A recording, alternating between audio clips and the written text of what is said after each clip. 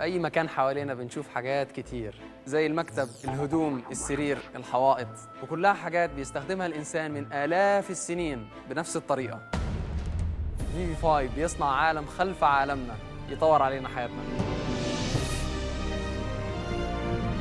فيفيفاي عبارة عن تاتش ستيكر بيتلزق تحت أي سطح بيحوله لك من فوق تاتش.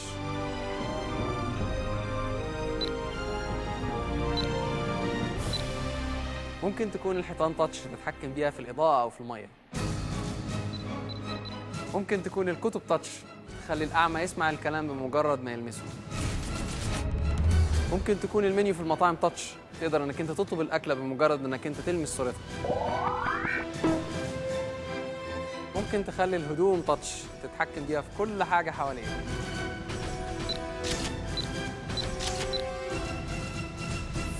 علشان كده انا بقدم لكم فيفيفاي، اختراع عربي هيغير ان شاء الله وجه العالم كله.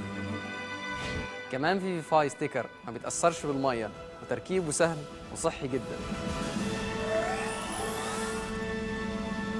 وكان أكبر تحدي عندي إن أنا أعمل 4 استخدامات للمشروع في وقت قليل جدا. قدرت أتحكم في الإضاءة بالتاتش، وممكن يكون مفتاح الإضاءة على شكل لمبة أو شمس أو أي شكل يتناسب مع الديكور بتاعك. واتحكمت في المية بالتاتش، واتصلت بالتليفون من خلال إزاز شفاف، وخليت الروب يتحكم في الام بي 3 عن بعد.